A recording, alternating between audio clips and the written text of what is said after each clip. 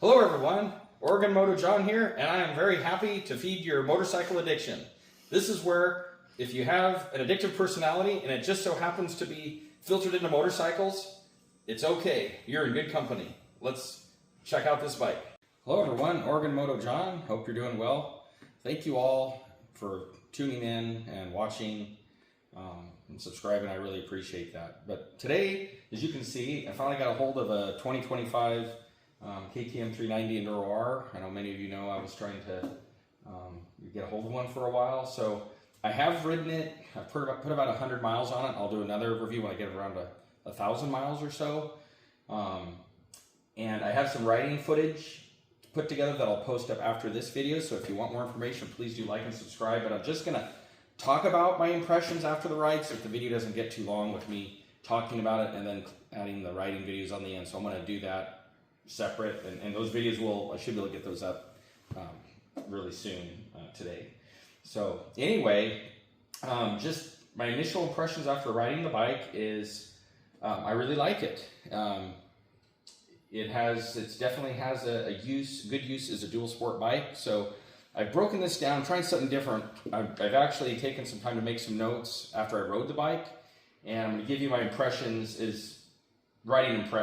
first riding impressions about the bike. So here's some of my notes. Sorry, I have to, it'll make it a more condensed review if I, refer to my notes. So just talk about the chassis.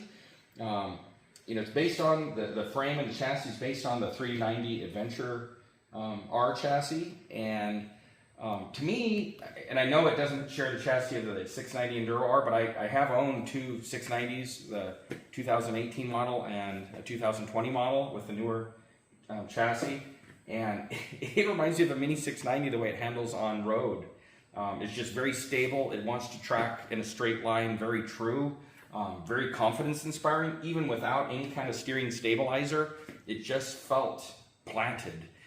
Going into corners it felt good, coming out of the corners it felt good, and in a straight line it felt good. I didn't get any wobble out of it. It just feels, for a dual sport, it feels very planted. That's all I can say. And I really like the chassis. Like I was saying, it tracks nicely down the highway even without a steering stabilizer. It has a pretty nice wheelbase to it too, and I think that helps it track smooth. Just saw the skid plate. I don't think I had this on my notes. I want to say the skid plate looks like it was added on after the fact, just with the brackets and stuff. But I'm not complaining. I like that it has this skid plate. Molecule offers an aftermarket solution, which I'll make a video on that. But I like that it has a skid plate. I'm glad that they put one on rather than not having it. I mean, it feels relatively sturdy, but I don't think you could crown it on a bunch of rocks. I think it would bend, but I do like that it came with. So this is, I guess, a positive and a negative. I like that it came with one, but it's a little, I wouldn't say flimsy, because it isn't flimsy, but it's not as solid as some other ones. But anyway, I just wanted to go off track for a second while I was thinking of that. I realized, I'd forgotten to talk about that on my notes. But anyway, going back to the bike. The engine, I really like the LC4 engine. This engine's been around for a while, and the 390 Dukes and Adventure and a bunch of other bikes, so I feel like this should be a pretty tried and true motor, although, time will tell. It makes 44 horsepower. It's very lively, especially the revs climb above 4,000 to 5,000 RPM. Torque is adequate in the off-road mode. This has two modes from the factory maps that you can quickly change with the joystick up here. It's got this little joystick doodad, and it really is easy to use while you're riding to modulate to change the settings. But in the off-road mode, I feel like when it comes off idle, when you come off idle with the throttle, that there's torque and pull there. But I don't know what it is. That street mode needs some. I didn't ride it in street mode hardly at all. In the street mode, it's like you move the throttle, and you have to move the throttle a lot before you get throttle. So people are saying this engine doesn't have torque when I think it's a mapping issue. I think it's a mapping issue, because if it were the motor, off-road mode, changing the fueling wouldn't change anything. But when I changed it to off-road mode and rode it on the street and off-road, it starts to get action right off idle with the throttle. I mean, you just barely move it, and it has more torque too. So I think people are talking about this not having torque, which is true. It's not a torquey motor like some other engines we've all ridden, but the biggest thing is the fueling. So put it in off-road mode, and I liked it. I found it had more torque, and I love the horsepower. I mean, this bike coming out of a corner with that quick shifter, which I thought was fabulous. I mean, it's one thing I missed about my 690s. When I'd come out of a corner, you'd bump through those gears, and this kind of reminded me that you'd lean into a corner, and as you're coming out, you could, you know, shift through those gears with the quick shifter. It was a lot of fun. I did the same thing on gravel roads. It was a blast. It's a blast not to have to go for that clutch. So I'm excited about the horsepower. This bike has more horsepower for its segment. I love my Honda 300L. That's why it's still here. We're going to do some comparison videos between these bikes, as well as some other work.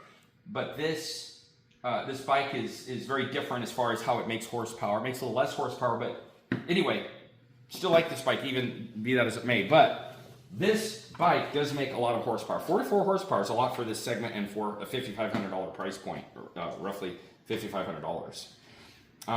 The joystick and the screen, you know, up here, like I mentioned, was easy to use. I mean, I didn't have to refer to the manual. Maybe I should have, but I had no problem navigating that. It was just super easy to, you know, interface between that. So I do like how the screen and the joystick was easy to navigate. I didn't have to look at the manual to figure it out. So that's a positive. And I like that that their gauges had, well, the screen, I guess should say, had an oil temp, a coolant temp. It had that listed there so you know what your engine's doing. That's just me. I always add that to even some of my dirt bikes. I like to know what my coolant temp is doing. So this has coolant temp and oil temp, so I like that. I mean, at this price point, to have a color LCD screen that's giving you all that, it's accessible. I just think that's really, really nice. It has LED turn signals and headlight. Kind of reminds me of the 690. I don't know if it's exactly the same, but it's very similar. Very, very nice treatment there. Great touch. I don't feel like I need to upgrade either of those. Seems to have plenty of output for what I've been doing with it. I haven't done like a bunch of night riding, but I think it would be adequate in a lot of settings. I'll say that. Whereas some you get, like I had another bike where I got caught at night with I had a halogen bulb, and man, I could barely see 10 feet in front of me, and I got caught in the dark riding home, and it was difficult. But this, I feel like it'll do a much better job. And at this price point, that's pretty impressive. The fuel tank.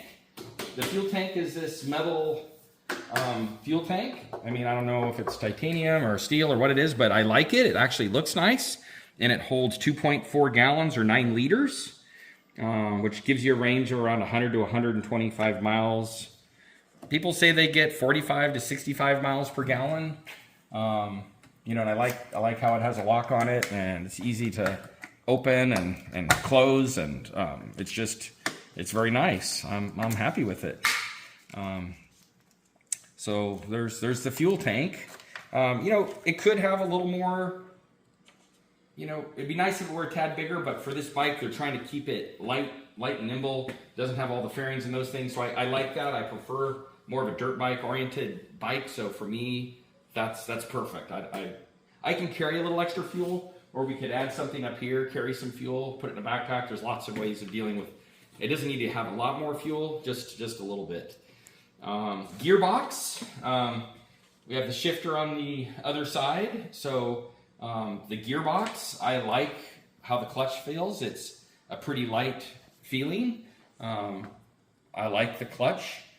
I like that it has a 6-speed transmission, and I didn't feel like I was wringing its neck to go 60. In fact, you definitely are not. This bike can easily go 60, 70 miles per hour, and even 80, and it's not stressed. It's a very quick bike. Has very good road manners, as my upcoming video will show you. It just really does a nice job on the highway. But I like that you can easily cruise highway speeds. You can overtake cars. You got plenty of power at 44 horsepower and a 6-speed transmission. You do just fine. In fact, this bike, I know when a bike's quick because, like my Honda 300, I pretty much know I'm going 55, 60. It's not like I have to work at it, but I kind of know where that speed is. With this, I would be riding, coming out of a corner, bumping through the speed shifter, and next thing I know, it's like, oh, you're going 75. So I mean, that's how this motor, it starts to rev and it wants to go. So anyway, lots of fun. This bike has, the Enduro R has lower gearing than the Adventure R. I think it's mainly the rear sprocket that is different. They geared this down a hair so you could get back that gearing by changing the rear sprocket if you wanted to. But I like the gearing. I think it's a good compromise. If you were doing mainly off-road, I suppose you could put a little bigger rear sprocket on there to gear it down a little bit. But I don't plan on changing it. The Gearbox shifts nicely. The shifts are crisp. I haven't had any false neutrals. I did find that people complain about the speed shifter. I had, at least with this bike, maybe there's a variance, but it's really crisp. You just have to be deliberate. When you're using a speed shifter, I've had them on a number of bikes, and Yamaha and some other bikes, and you just have to be deliberate. When you're going to use a speed shifter, it helps to get the RPMs going. You don't want to be necessarily doing that if you don't have the bike revving. So when you're using a speed shifter, I find it useful when you're coming out of a corner and you're getting on it and just to whack through those gears. And it worked great. I didn't downshift with it. I prefer to rev match and do some other things that the bike won't necessarily do, but I love it with the upshifts in the transmission. I felt that I was happy with the gearbox. But if you are going to use the quick shifter, you need to be deliberate. You need to bump that thing through the gears. Brakes. These Bybree brakes, it's a subsidiary of Brembo. I love these brakes. I love them. They modulated really well. And I like how they're painted. They're painted or whatever the case is. But they work good. That's what I like the best, is they worked really well. And up here at the handle, they just modulate really nice. They're powerful. I mean, I don't want to brake where it's squishy or it has to come way in here to get power. This makes good power. The same with the rear brake. The rear brake makes very good power, and I just would barely push on this. Some people complained that they felt this was too strong, and I respectfully disagree. I prefer my brakes to be powerful, and I can always back off than to be. I hate it when I'm having to stand on a rear brake to get it to lock up if I want it to lock up. I don't like that, but that's individual preferences, so I'm not saying anybody's right or wrong for saying that. I just know for my preferences, I prefer brakes to be stronger, and I would rather back off than to have them be mushy or weak, and then I'm like standing on a rear brake to get it to work. So I love the brakes. I really like them. I wouldn't change anything. I never did have a brake do something that I didn't expect it to do. So I like the brakes. Ergonomics, it has a nice upright feel to it. The handlebars, like I mentioned earlier, can move forward or backwards in the triple clamp, which is from the factory. I might raise them up a tad, but there's a hole here and here where you can move this forward or backwards. There are these little holes here. And I like the bar positioning. I like that they're wide. I like that there's a nice wide position in the handlebars as far as for your hands too when you're up here, when you're on the bike. I like that. The seat height of 35 inches is, I can tippy toe it at my height of 5'7", and a 30-inch inseam. I can tippy toe both sides. But when I'm riding, I really didn't notice the height. Some people talk about a little vibration through the foot pegs and through the handlebars. I wasn't distracted by that. I don't know if I would have really even noticed it if somebody hadn't mentioned it. So I even hesitated to mention it in the review because it's there, but I had the rubber inserts from the factory in. Maybe that's dampening it, but it didn't seem to be a problem for me. Maybe on a long ride it would have bugged me, but I put a few hours on this and I seemed okay with it because I was off-road most of the time and I couldn't feel anything through that anyway. But I guess if you were on the highway for hours and hours, maybe it would be an issue. Tire inflation might be an issue there too. I had these tires up to the 28 pounds. That could, if I aired them down and they become a little more knobbly over those knobs, maybe that increases vibration. So I don't know when you're on pavement. The foot pegs are a little small, but man, you can easily swap out some foot pegs. I'm gonna probably put some different rally foot pegs on or something, but you can swap. Anybody into motorcycles knows foot pegs are one of the easiest things to fix, but they're pretty small. You know, if I put my foot up there, you can see I have about 11 shoe, and they're adequate, but for tight spots, you know, they're probably good, but I'll probably get something with a little more width to them, or length. The seat I found to be actually surprisingly comfortable. I could move forward and backwards on it. It didn't nudge me too forward to the tank, too far forward.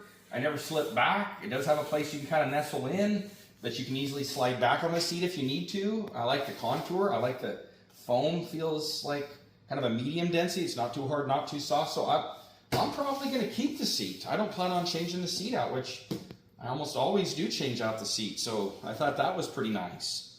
The suspension, I feel like the suspension, you know, you have these are rebound and compression adjustable on the front forks with WP Apex forks. I was actually pleased with the front fork performance. With the trails and on-road, they felt good.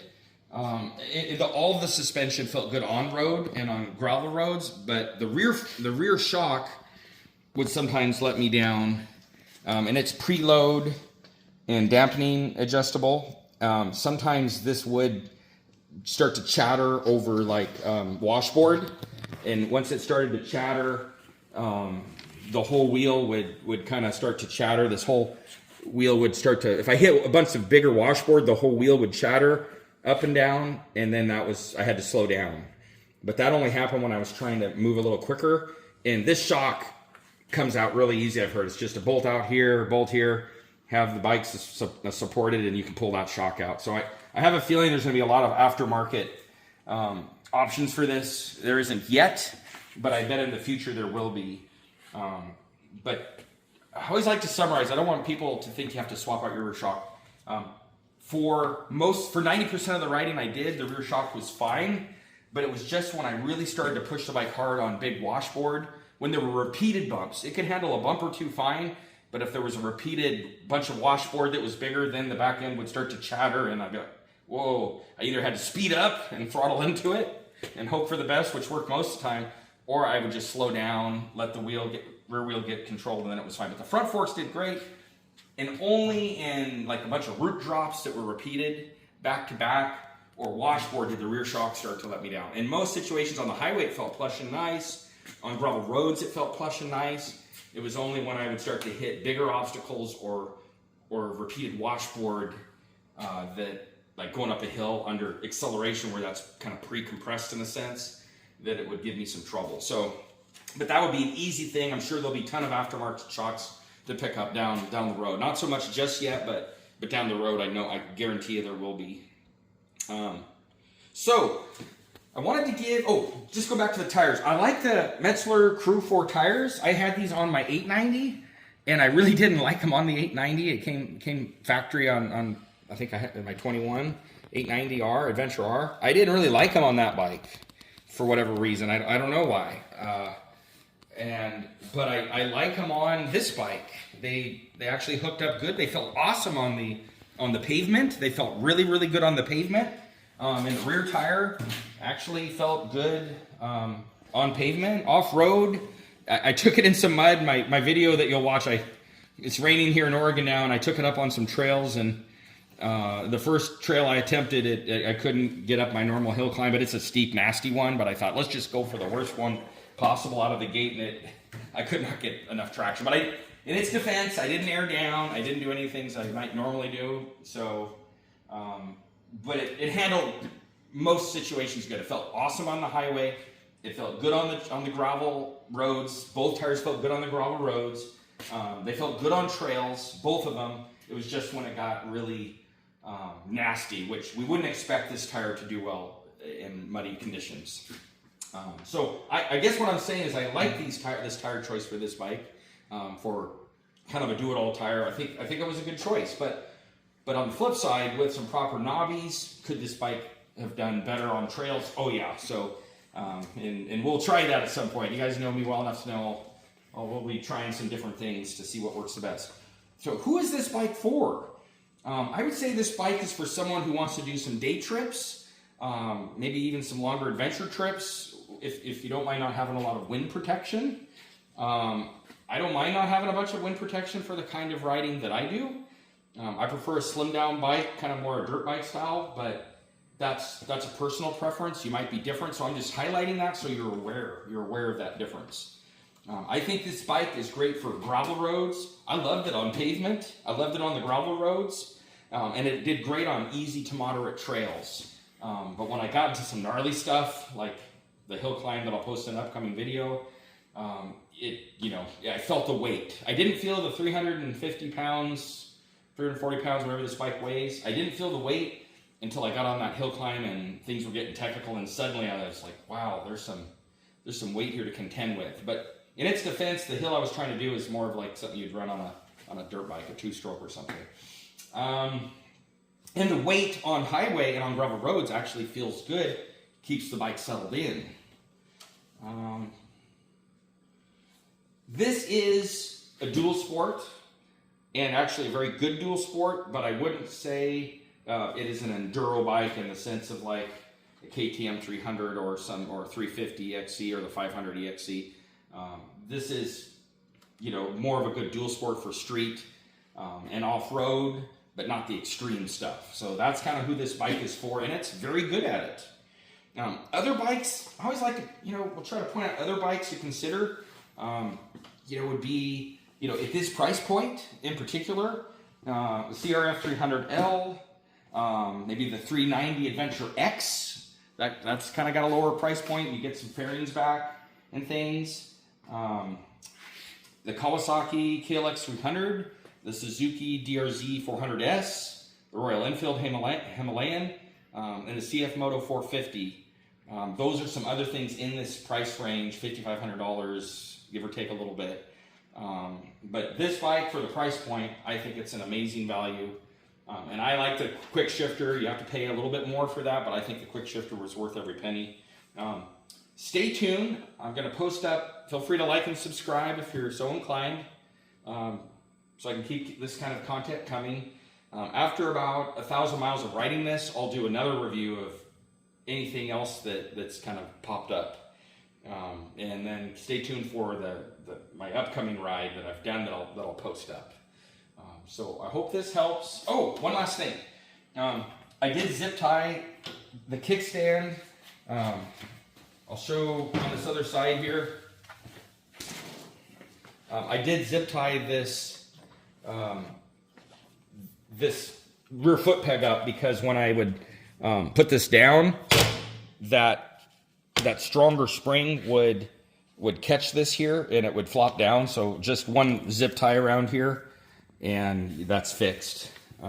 That's such an easy thing to do. And then lastly, I don't know if they upgraded the spring on this bike. I bought this late in 2025. I did not have the boot catching the foot peg issue in this flopping down while I was riding. Now maybe that's still to come, but I did a lot of trails and road work, and I was standing and I was sitting, and it didn't happen once. Where people say they hit their boot on there and then it cuts the kickstand side kickstand switch, which cuts the engine, kills the engine. So I didn't have that happen. I can't tell you if it's fixed or not for the late models, but I didn't have a problem, and I will say that is a very strong spring. So I don't know, just something to, I guess, be aware of if you buy it. Some people, put a magnet onto that to stop it. So there you have it. I hope this helps. Tried to include everything on here that I thought was worth talking about. And hope you're all doing well. Hope you're all riding, and it's kind of fun to just talk about motorcycles. Feel free to contribute. If somebody has a 390, tell me how you like it. If you have the 390 Adventure R, tell me how you like that. Or if you have another bike in this price point, you have a Honda 300L or Kawasaki or Royal Enfield, tell me what you think.